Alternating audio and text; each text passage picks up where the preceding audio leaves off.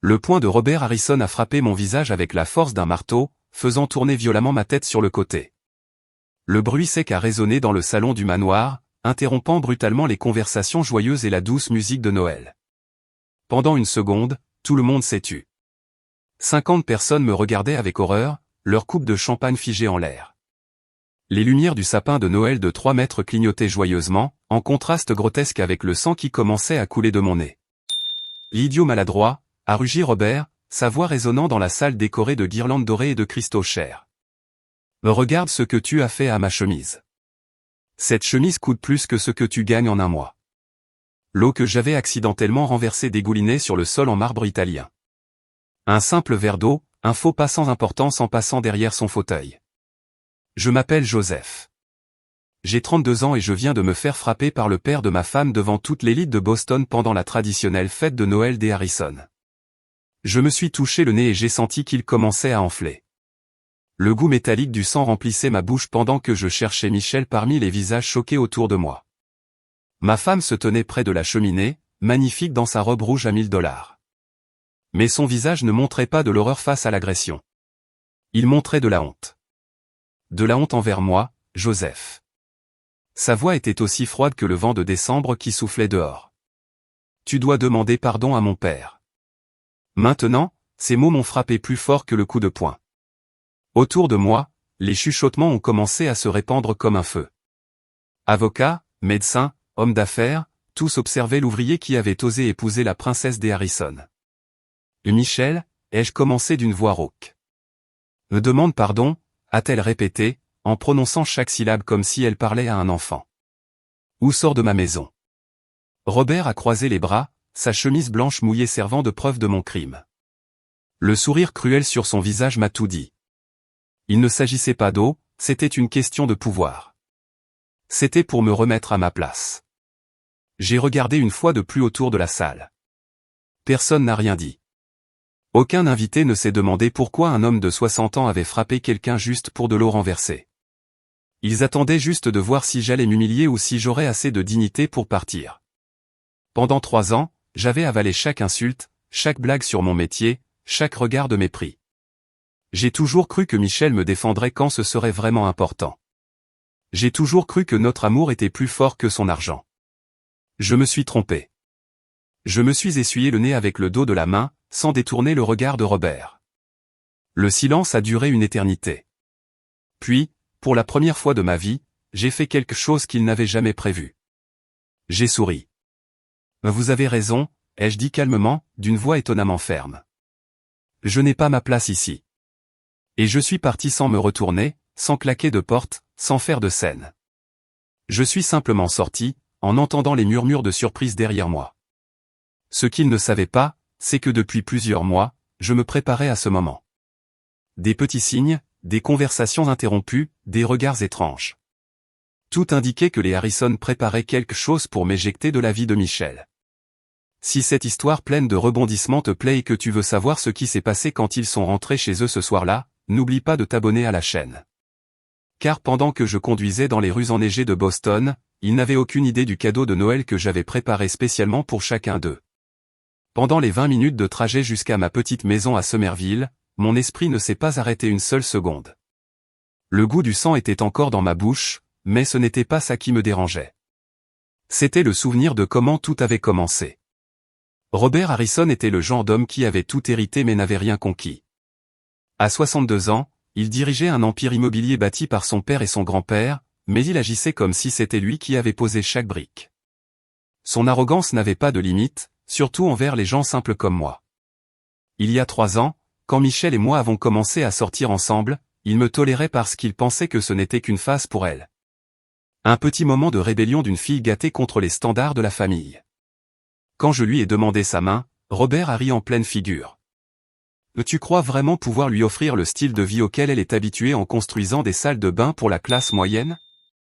A-t-il dit en se servant un whisky qui coûtait plus que mon salaire hebdomadaire. Michel s'était rangé de mon côté à cette époque. Elle m'avait dit qu'elle m'aimait peu importe l'argent. Qu'elle voulait construire quelque chose de vrai avec moi. Mais Robert était tenace. Il savait exactement comment semer le doute. Petite provocation lors des dîners de famille, commentaires du genre « tu ne comprends pas » quand on parlait d'investissement ou de voyage à l'étranger. Des cadeaux hors de prix pour Michel, qu'il savait que je ne pourrais jamais offrir, un sac à main de 15 000 $, un bijou de 20 000 $. Peu à peu, j'ai vu que Michel changeait. Elle a commencé à me demander pourquoi je ne voulais pas agrandir mon entreprise plus vite. Pourquoi je refusais le prêt que Robert proposait. Pourquoi je m'obstinais à faire les choses de la manière difficile alors que son père pouvait nous offrir une vie meilleure tout de suite. Mais tu es trop fier, Joseph, me disait-elle de plus en plus souvent. Parfois, accepter de l'aide, ce n'est pas échouer, c'est être intelligent. Mais je connaissais Robert Harrison, je connaissais des hommes comme lui. Son aide viendrait avec des fils invisibles qui se transformeraient en chaînes dès que je baisserais ma garde. Le point de bascule a eu lieu il y a 6 mois. Pour l'anniversaire de Michel, Robert a réservé tout un restaurant à Back Bay et a invité 50 personnes, toutes issues de son cercle social. Médecins, avocats, politiciens locaux. Je portais mon seul costume acheté en solde. Alors que les autres hommes avaient des costumes qui valaient plus que ma voiture. Pendant son discours, Robert n'a pas raté l'occasion de le dire. Il était fier que Michel suive son cœur, mais espérait qu'elle trouve quelqu'un à la hauteur de son potentiel. Les gens ont ri. Ils ont trouvé ça charmant. Michel a souri et n'a rien dit. C'est ce soir-là que j'ai commencé à me préparer, pas pour me venger, pas encore, mais pour l'inévitable. Les hommes comme Robert Harrison n'arrêtent jamais avant d'avoir ce qu'ils veulent. Et ce qu'il voulait, c'était me sortir de la vie de sa fille. J'ai commencé discrètement. J'ai ouvert un compte bancaire séparé, pris en photo des documents importants, enregistré des conversations. Fait des recherches sur les entreprises des Harrison, leurs partenaires, leurs contrats avec la mairie de Boston. Comme entrepreneur, j'avais travaillé sur des dizaines de bâtiments dans toute la ville. Je connaissais des inspecteurs, des ingénieurs, des employés municipaux, des gens que Robert considérait comme invisibles. Mais qui savait exactement où étaient cachés les squelettes? Il y a 3 semaines, j'ai découvert quelque chose d'intéressant dans les archives de la mairie. Un schéma dans les autorisations de projets des Harrison qui ne semblait pas très légal. Des appels d'offres gagnés avec des propositions douteuses, des règles de construction assouplies pour certains projets.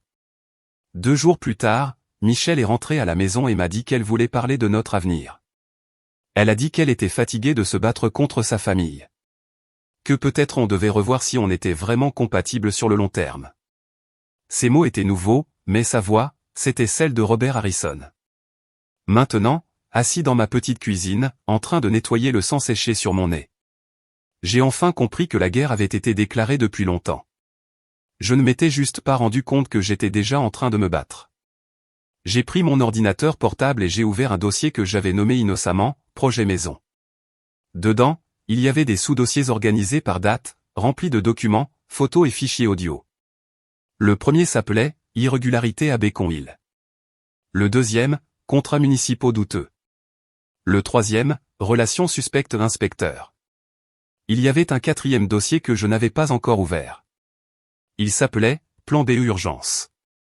Aujourd'hui, enfin, c'était le moment de l'ouvrir, mais alors que je cliquais sur le fichier. Mon téléphone a sonné.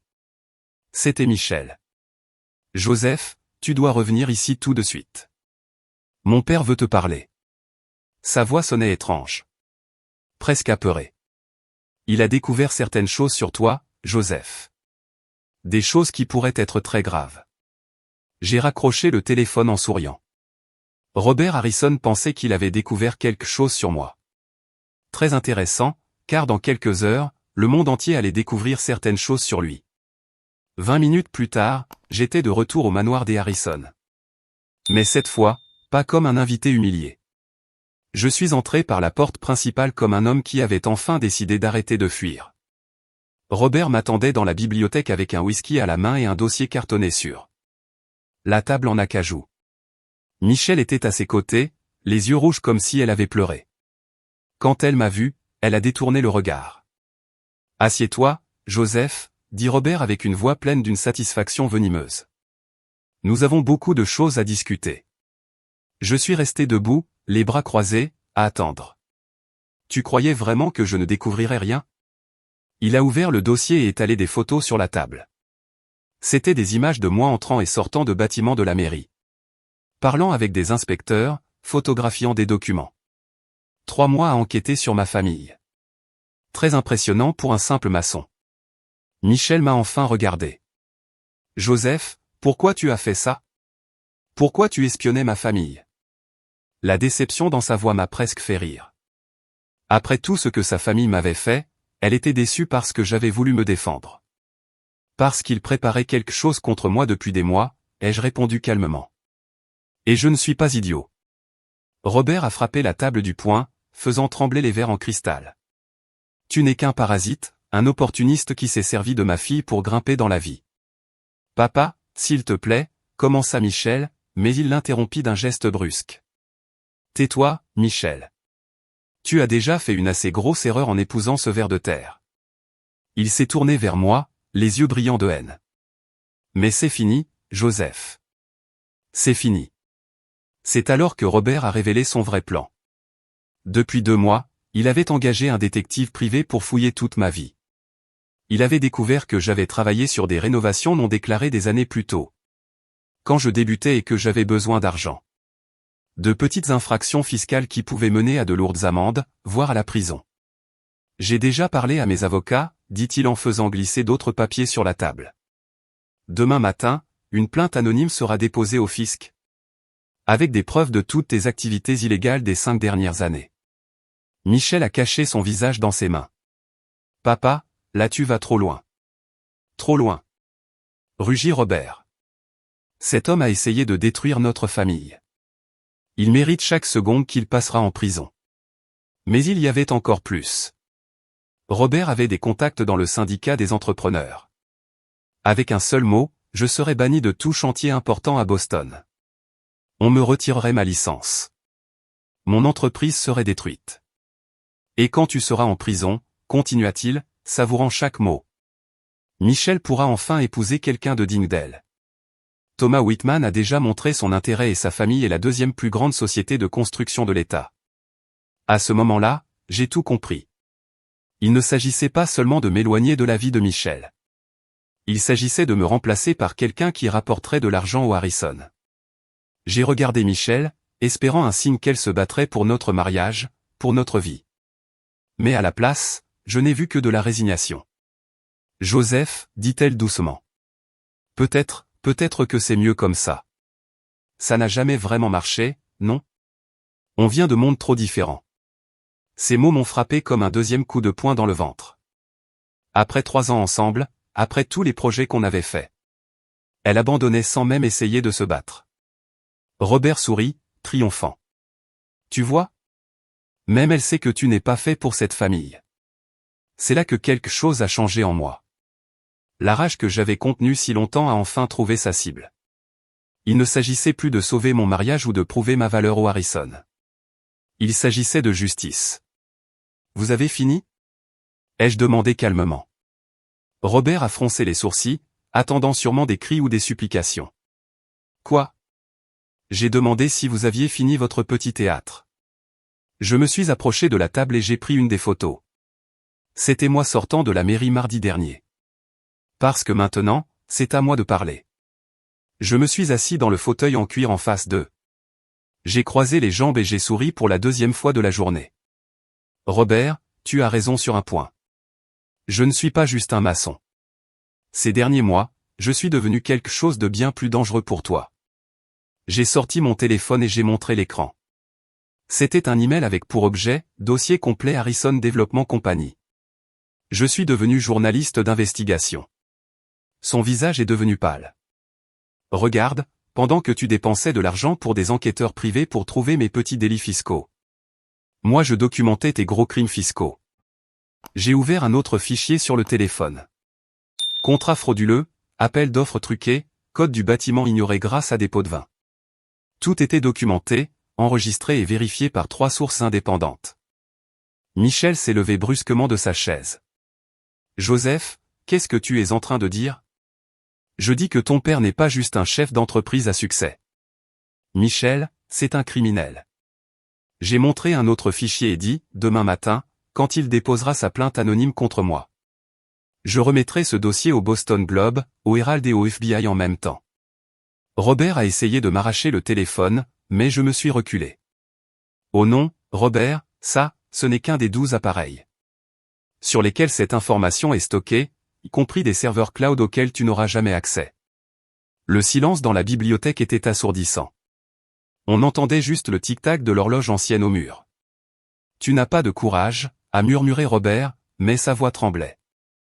Je me suis levé et j'ai marché vers la fenêtre, regardant le jardin parfaitement entretenu des Harrison. Tu sais quelle est la différence entre nous, Robert? Tu as sous-estimé le mauvais homme. Je pensais que tu étais juste arrogant. Je ne savais pas que tu étais aussi stupide. Je me suis retourné pour lui faire face. Tu as jusqu'à demain midi pour retirer toutes tes menaces contre moi. Et présenter des excuses publiques pour ce que tu as fait ce soir. Sinon. J'ai fait une pause, savourant le moment. Disons simplement que cette saison de Noël sera bien plus mouvementée pour tout le monde à Boston. Quand je suis sorti du manoir des Harrison ce soir-là, je ne suis pas rentré chez moi. Je suis allé directement au bureau de mon avocat. Même s'il était presque minuit. David Chen était mon avocat depuis l'ouverture de mon entreprise et surtout. Il détestait la corruption autant que moi. Joseph, dit-il en ouvrant la porte de son bureau encore en pyjama. Bon sang, quelle heure il est? L'heure idéale pour en finir avec les Harrison une bonne fois pour toutes. Pendant les 40 minutes suivantes, j'ai étalé sur son bureau tous ceux que j'avais réunis pendant les 6 derniers mois. Ce n'était pas juste quelques photos et papiers au hasard. C'était un dossier complet et organisé méthodiquement de chaque irrégularité de Harrison Development Company. La préparation avait commencé après le dîner d'anniversaire de Michel. Quand j'avais compris que Robert préparait quelque chose contre moi. J'avais décidé que 2 personnes pouvaient jouer à ce jeu. Mais que j'avais des avantages qu'il ignorait. Pendant mes 12 ans comme entrepreneur à Boston, j'avais travaillé avec presque tous les services de la mairie. Je connaissais des inspecteurs, des ingénieurs, des secrétaires, des employés des archives. Des gens que Robert traitait comme invisibles. Mais qui avaient accès à des informations précieuses. Tommy Moretti, inspecteur en chef de la sécurité des chantiers, me devait un service. Depuis que je lui avais sauvé sa place 3 ans plus tôt. Quand il avait failli approuver un projet défectueux. En échange, il m'avait donné accès au rapport de toutes les inspections. Des projets de Harrison sur les 5 dernières années.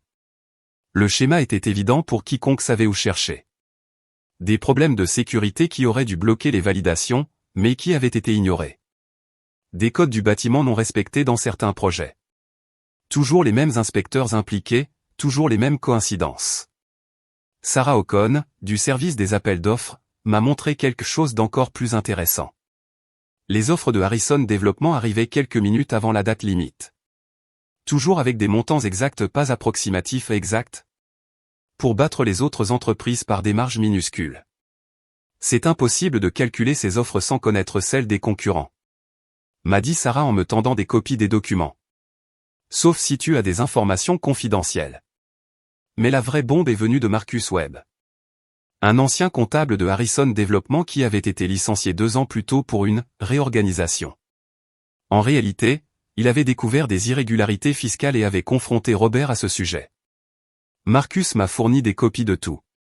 Comptes dans des paradis fiscaux, paiements non déclarés, contrats fictifs avec des sociétés fantômes. Robert Harrison n'était pas juste corrompu. C'était un criminel sophistiqué qui avait construit un empire avec une fraude bien organisée. Pendant 6 mois, j'ai validé chaque document, vérifié chaque source et croisé les infos avec au moins 3 témoins différents. Je ne voulais pas seulement accuser Robert. Je voulais l'enterrer complètement. David Chen a terminé de lire les documents et m'a regardé avec un mélange d'admiration et d'inquiétude. Joseph, c'est de la dynamite pure. Tu as assez de preuves pour une procédure pénale au niveau fédéral. Mais il a fait une pause. Les Harrison ont des connexions puissantes. Ils vont essayer de te détruire avant que ça arrive au tribunal. Comme s'il avait entendu notre conversation, mon téléphone a sonné. C'était Michel. Joseph. Mon père a engagé les meilleurs avocats de Boston. Il dit qu'il va te poursuivre pour diffamation, atteinte à la vie privée et espionnage industriel. Il a des contacts au FBI, dans la police, dans tous les endroits importants. Sa voix tremblait, elle avait peur. Michel, ai-je répondu calmement, ton père a commis des crimes fédéraux. Ce n'est pas moi qui devrais m'inquiéter. Tu ne comprends pas, cria-t-elle. Il ne s'arrêtera pas tant qu'il ne t'aura pas vu en prison. Il dit qu'il plantera des preuves s'il le faut, qu'il achètera des témoins. Qu'il te fera regretter d'être né. À ce moment-là, j'ai compris parfaitement qui étaient les Harrison. Pas juste arrogants et corrompus, mais réellement dangereux. J'ai raccroché et regardé David. Changement de plan. On ne va pas juste les poursuivre. On va le faire publiquement, rapidement, et d'une manière qu'ils ne pourront pas contrôler. David a froncé les sourcils. Qu'est-ce que tu as en tête? Tu connais Jennifer Walls du Boston Globe? La journaliste d'investigation? Bien sûr, elle ne lâche jamais rien. Et Marcus Thompson de Channel 5, le présentateur du journal du soir. Joseph, qu'est-ce que tu prépares? J'ai souri pour la 3e fois de la journée. Robert Harrison veut une guerre. Il l'aura. Mais ce sera sur mon terrain, avec mes armes, et au moment que je choisis. J'ai pris mon téléphone et j'ai commencé à écrire une série de messages. Si tu suis cette bataille épique entre David et Goliath, et que tu veux voir comment un homme ordinaire peut faire tomber un empire de corruption, n'oublie pas de t'abonner à la chaîne pour ne rien rater de cette vengeance historique. Le premier message était pour Jennifer Walls. J'ai une histoire qui va faire éclater l'un des plus gros scandales de corruption à Boston. Le deuxième était pour Marcus Thompson. Tu veux le scoop qui va marquer ta carrière? Le troisième était pour l'agent spécial Rodriguez. Du FBI, que je connaissais d'une affaire précédente. Tu te souviens quand je t'ai dit qu'on resterait en contact si je découvrais quelque chose d'important? David me regardait, de plus en plus inquiet, mais aussi impressionné. Joseph, tu es sûr de vouloir faire ça? Une fois que cette info sera publiée, il n'y aura pas de retour possible. Les Harrison vont essayer de te démolir de toutes les manières possibles. J'ai regardé par la fenêtre du bureau. Il neigeait de nouveau, couvrant Boston d'un manteau blanc et pur. David, il y a 3 ans je me suis marié en pensant trouver une vraie famille. À la place, j'ai découvert que je m'étais marié avec des criminels. Qui me voient comme une menace pour leur business. Je me suis tourné vers lui.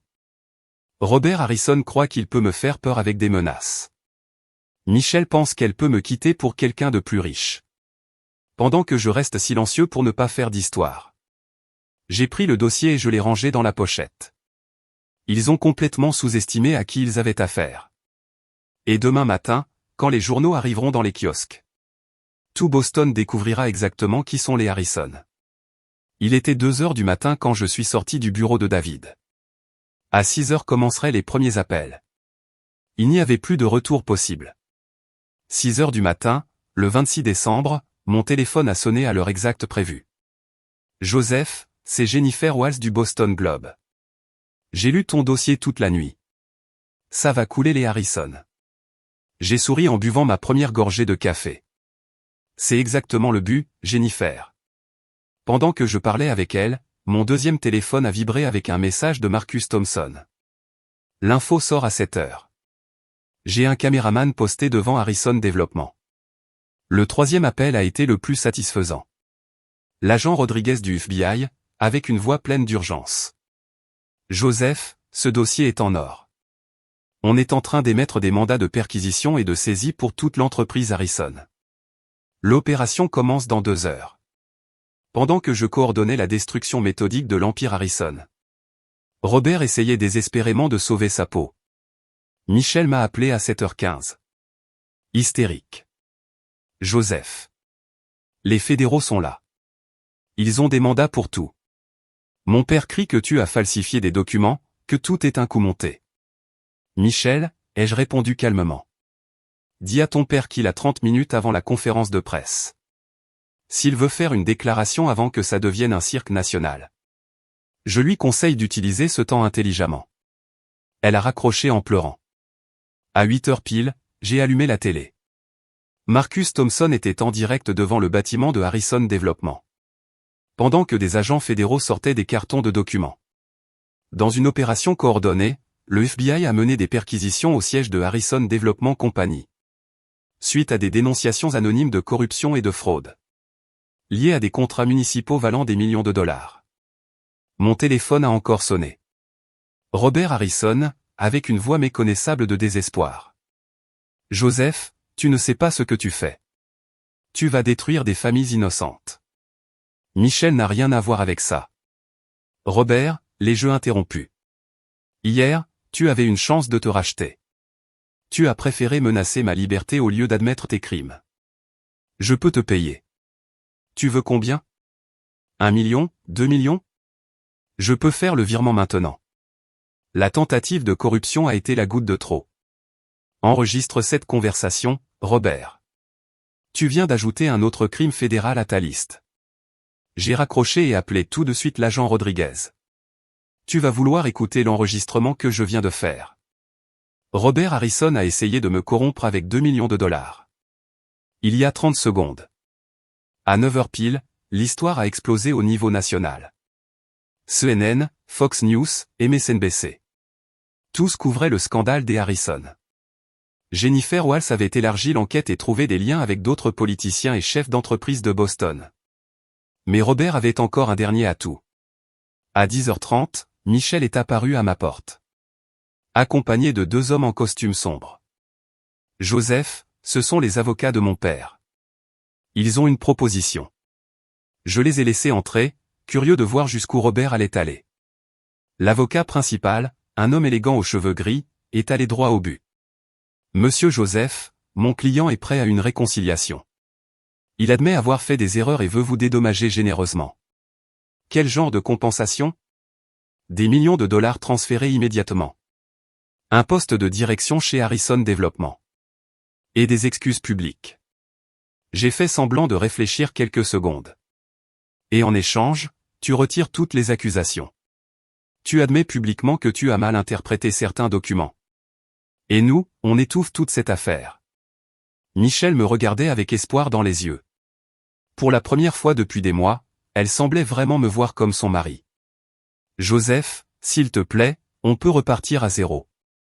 Je sais que j'ai fait des erreurs, que je ne t'ai pas défendu comme j'aurais dû. Mais on peut arranger les choses.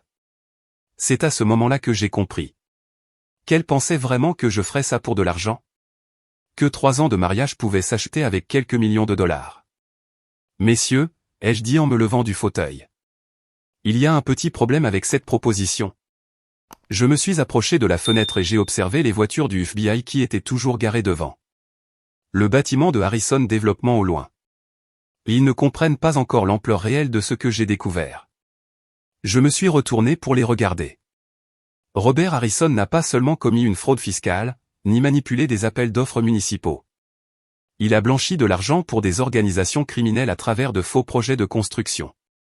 Il y a des liens avec des politiciens fédéraux. Il y a des connexions avec des cartels de drogue qui utilisaient ces bâtiments pour des opérations de trafic. Le silence dans la pièce était total. Le dossier que j'ai remis au FBI fait 600 pages. Ce qui est sorti aujourd'hui dans la presse, ce sont seulement les 50 premières. Michel s'est couverte le visage avec les mains. Vous croyez que c'est une vengeance personnelle? Un conflit familial? C'est une affaire pour démanteler une organisation criminelle. Qui opère à Boston depuis des décennies. L'avocat principal a essayé de garder son calme, mais sa voix tremblait.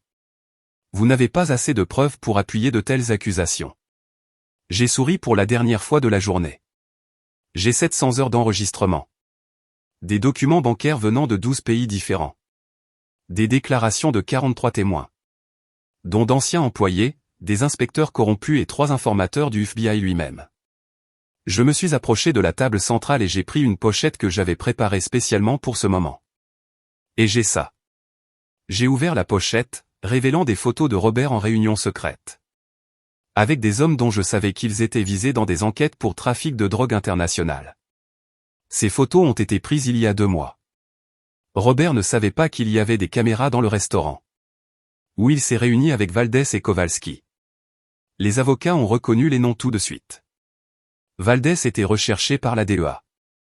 Kowalski figurait sur la liste des personnes les plus recherchées du FBI. Alors non, messieurs. 3 millions de dollars ne résoudront pas ce problème. En fait, j'ai regardé ma montre. Dans exactement 15 minutes. Une deuxième opération fédérale va arrêter Robert Harrison pour ses liens avec des organisations criminelles. Et vous, qui venez de me proposer un pot de vin en son nom? Vous serez probablement inclus dans la liste des suspects. La prise de conscience s'élut sur leur visage en vagues d'horreur grandissantes. Mais si vous le souhaitez, je peux appeler l'agent Rodriguez. Et lui expliquer que vous avez été engagé sans connaître toute la vérité.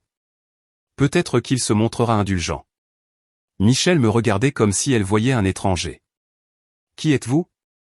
Le Joseph que j'ai connu n'aurait jamais été capable de faire ça. Tu as raison, Michel. Le Joseph que tu as connu est mort le soir de Noël. Quand ton père m'a frappé au visage et que tu m'as demandé de lui présenter des excuses. Je me suis dirigé vers la porte et je l'ai ouverte. L'homme que tu as devant toi maintenant. C'est quelqu'un qui a compris que certaines batailles ne peuvent pas être gagnées avec de la gentillesse et de la patience. Les avocats sont sortis en courant. Michel est resté quelques minutes de plus dans mon bureau.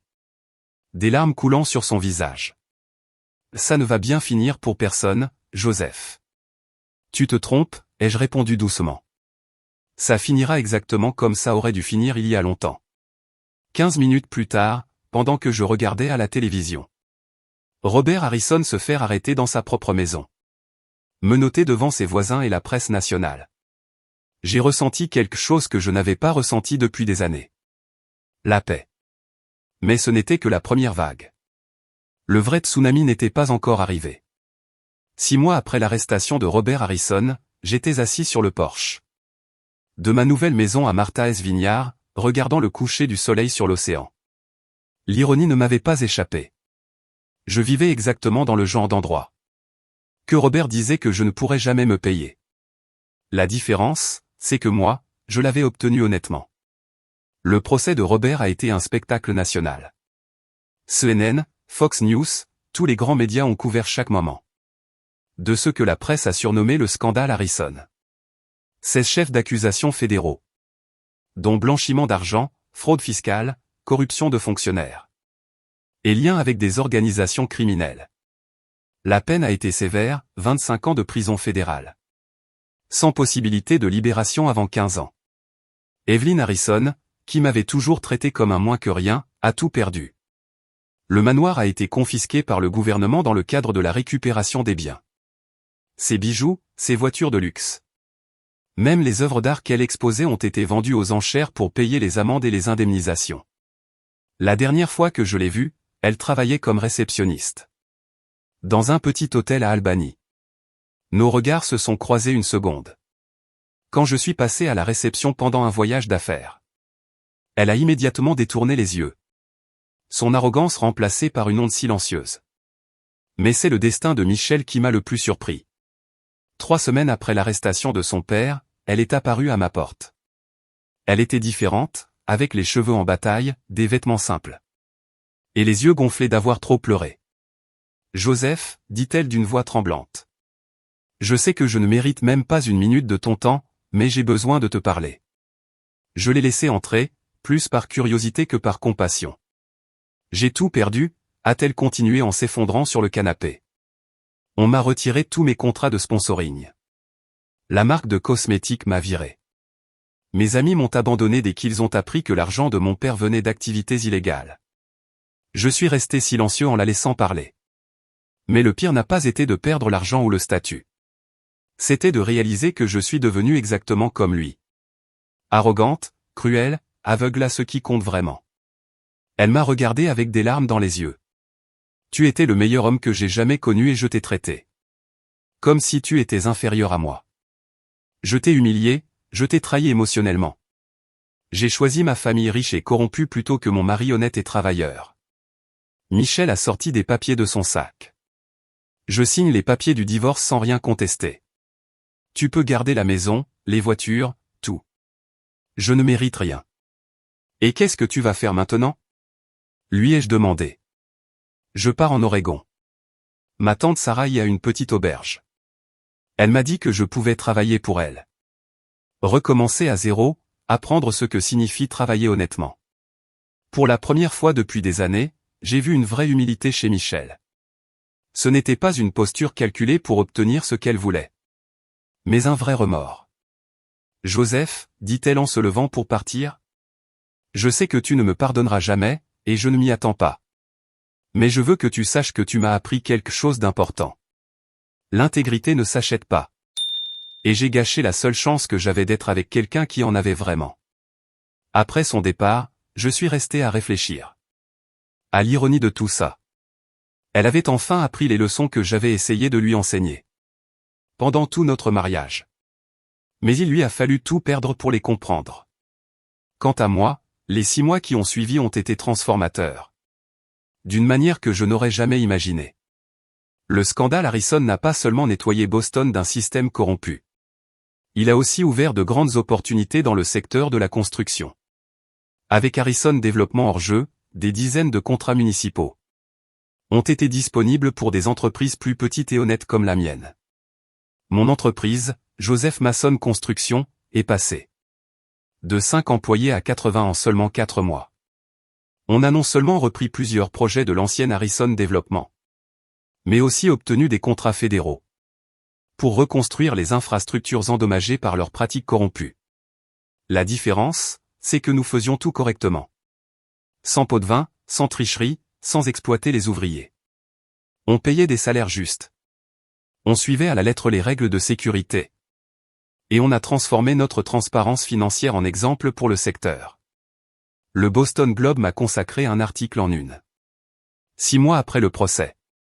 Le titre était « Du maçon au magnate, comment l'intégrité a bâti un empire ». Dans l'article, Jennifer Walls écrivait: Joseph Masson n'a pas seulement fait tomber l'un des systèmes de corruption les plus complexes de l'histoire de Boston. Il a prouvé que le vrai succès vient du caractère, pas des connexions. Son entreprise emploie désormais plus de gens que l'ancienne Harrison Développement. Mais avec des pratiques éthiques qui ont défini un nouveau standard pour le secteur. Mais la reconnaissance professionnelle n'a pas été ma plus grande récompense. Le vrai moment qui a tout changé est arrivé pendant l'inauguration d'un centre communautaire que nous avons construit à Dorchester. C'était un projet que Robert Harrison avait abandonné il y a des années parce qu'il n'était pas assez rentable. Une vieille dame s'est approchée de moi pendant la célébration. « Vous êtes Joseph Masson, n'est-ce pas » m'a-t-elle demandé. « Oui, madame. Je m'appelle Rosa Martinez.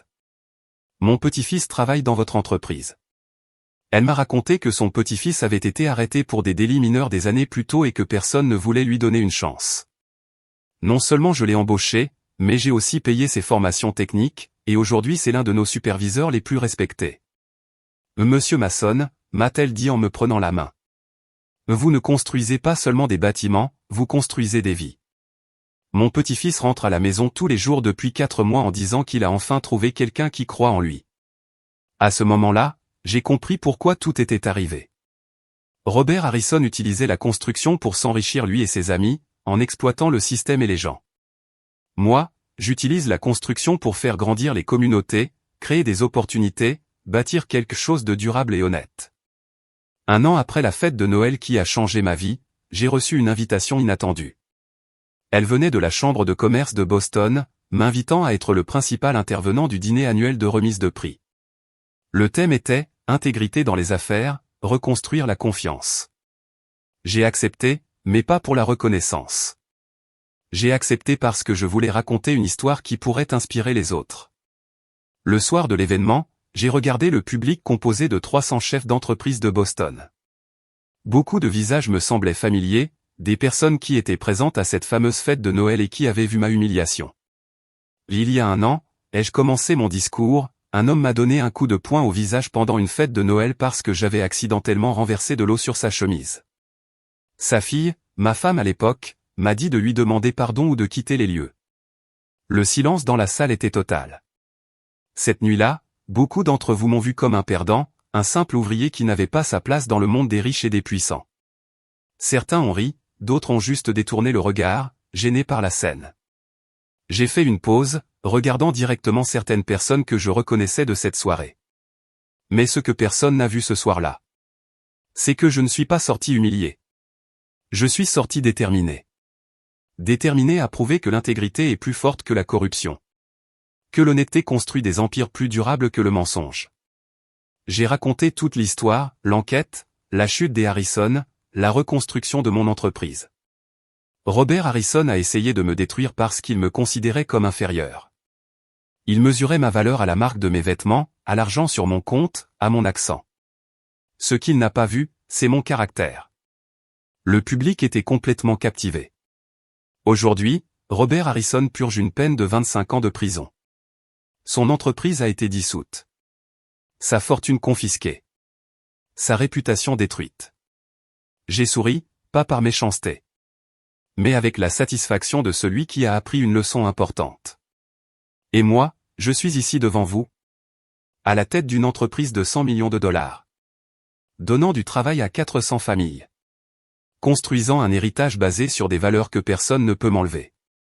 Les applaudissements ont commencé doucement. Puis ont grandi jusqu'à devenir une standing ovation. La leçon que j'ai apprise est simple. Ne sous-estimez jamais la force d'un homme ou d'une femme intègre. On peut nous faire tomber temporairement. On peut nous humilier publiquement. On peut même nous faire douter de notre valeur. J'ai regardé chaque visage dans le public. Mais on ne peut pas nous détruire. Parce que notre force ne vient pas de nos relations, de notre argent ou de notre statut. Elle vient de ce que nous sommes au fond de nous-mêmes. Et ça, personne ne peut nous le voler. Quand j'ai terminé mon discours, des dizaines de personnes sont venues me saluer. Mais le moment le plus marquant a été quand un jeune entrepreneur s'est présenté. Monsieur Mason, je m'appelle Carlos Rivera. J'ai une petite entreprise de rénovation. Il y a 3 mois, un client riche a essayé de me faire chanter pour que je fasse un travail illégal. J'ai refusé, et il a raconté des mensonges sur moi dans toute la ville. Carlos tenait une invitation dans ses mains. Après avoir entendu votre histoire, j'ai décidé que je n'allais pas abandonner. Je vais me battre de la bonne manière, comme vous l'avez fait. J'ai souri et je lui ai serré la main. Carlos, c'est exactement ce que je voulais entendre. Continue à faire ce qui est juste, même quand ça semble impossible. Surtout quand ça semble impossible. Aujourd'hui, 3 ans après cette fameuse fête de Noël. Ma vie est totalement différente. Joseph Mason Construction est l'une des plus grandes entreprises de construction de la Nouvelle-Angleterre. Nous avons des bureaux dans 6 États. Et notre nom est devenu synonyme de qualité et d'intégrité. J'ai racheté l'ancien manoir des Harrison quand il a été mis aux enchères. Pas pour y vivre, il était bien trop grand pour moi. Mais pour en faire un centre de formation pour les jeunes dans le domaine de la construction. Aujourd'hui, 50 jeunes par an y apprennent un métier. Tout en vivant dans un endroit où il n'y avait autrefois que de l'arrogance et de la corruption. Robert Harrison a encore 12 années de prison devant lui. Michelle, d'après ce que je sais, s'épanouit dans l'auberge en Oregon, où elle a épousé un professeur local. Et a découvert la joie d'une vie simple et honnête. Quant à moi, j'ai trouvé quelque chose que je ne cherchais pas, la paix. Pas la paix de celui qui évite les conflits. Mais la paix de celui qui affronte les injustices et en sort plus fort. La paix de celui qui construit quelque chose de durable de ses propres mains. Si cette histoire pleine de retournements et de dépassements de soi t'a inspiré. Si tu crois que l'intégrité l'emporte toujours à la fin. N'oublie pas de t'abonner à la chaîne Twist Bang. Nous avons des dizaines d'histoires comme celle-ci. Des gens ordinaires qui ont refusé d'accepter l'injustice. Et qui ont transformé leur vie grâce à leur détermination et leur droiture. Parce qu'au final, peu importe à quel point tes adversaires sont puissants. Peu importe à quel point la situation semble impossible. Ce qui compte, c'est la personne que tu choisis d'être quand personne ne te regarde. Et si tu choisis d'être une personne intègre, l'univers tout entier conspirera en ta faveur. C'est ça, la seule vengeance qui en vaut vraiment la peine. Vivre si bien que tes ennemis en deviennent insignifiants.